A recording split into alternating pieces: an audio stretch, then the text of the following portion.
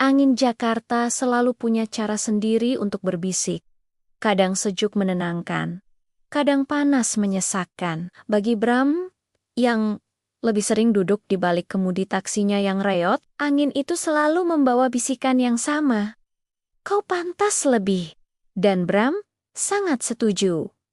Bram adalah seorang sopir taksi, sebuah profesi yang menurutnya jauh di bawah kapasitas otaknya yang brilian. Ia sering membayangkan dirinya sebagai filsuf jalanan, analis politik dadakan, atau bahkan seorang ekonom ulung yang kebetulan sedang menyamar. Setiap kali penumpangnya membahas topik apapun, dari fluktuasi harga saham hingga penyebab kemacetan, Bram selalu punya komentar, analisis, dan solusi yang menurutnya jauh lebih cemerlang. Bapak ini belum tahu, ujarnya suatu sore kepada seorang eksekutif muda yang mengeluh tentang kebijakan fiskal pemerintah. Itu karena mereka tidak melihat gambaran besarnya. Pajak harusnya begini, subsidi harusnya begitu. Kalau saya yang jadi Menteri Keuangan, dalam setahun, ekonomi kita pasti meroket. Sang eksekutif hanya tersenyum tipis.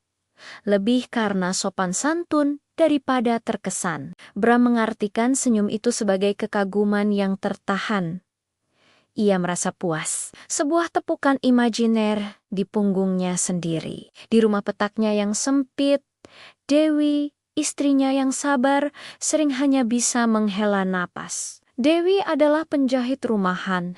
Jari-jarinya cekatan merapikan jahitan demi jahitan. Menghidupi dapur yang seringkali hanya berisi beras dan mie instan. Bram sering bercerita tentang diskusi mendalam dengan penumpangnya, tentang ide-ide revolusioner yang ia sampaikan dan betapa terkesannya mereka. Bram, apa tidak sebaiknya kamu fokus saja mencari penumpang? Setoran kita kurang lagi bulan ini, kata Dewi suatu malam, sambil menyusun tumpukan kain. Dewi, kamu ini picik sekali, jawab Bram, melambai-lambaikan tangannya seolah mengusir lalat. Uang itu akan datang. Yang penting itu adalah intelektualitas. Kita harus punya visi. Kamu tahu, kadang aku merasa seperti berlian yang tersembunyi di lumpur. Aku punya ide untuk perbaikan transportasi publik,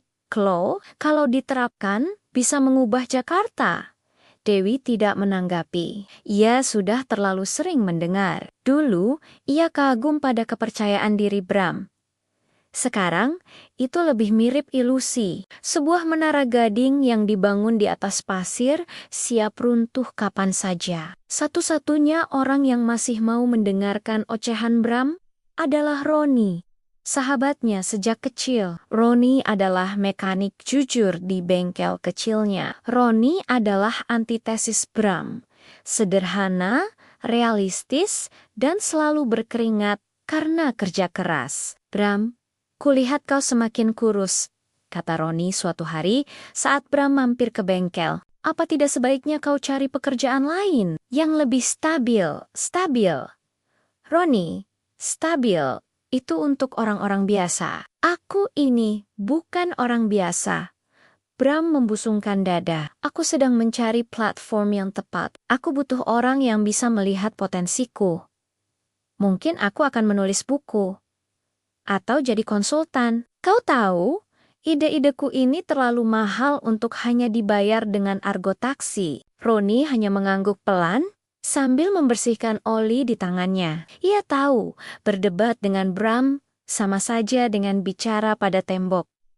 Tembok yang angkuh dan haus pujian. Kehausan akan pengakuan ini mendorong Bram untuk mencoba hal-hal baru, yang selalu berakhir dengan kegagalan. Ia pernah mencoba berinvestasi saham berdasarkan analisanya sendiri yang brilian, berakhir dengan tabungan ludes. Ia pernah mencoba berjualan asuransi dengan argumentasi logisnya, berakhir dengan nihil premi. Setiap kegagalan, ia selalu punya 1001 alasan.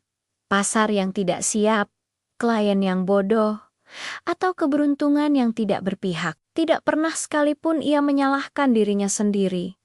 atau idenya yang sebenarnya tidak sebrilian yang ia kira. Suatu hari, kalian semua akan lihat, gumam Bram seringkali, menatap langit-langit kamarnya yang kusam. Dunia akan mengakui kejeniusanku.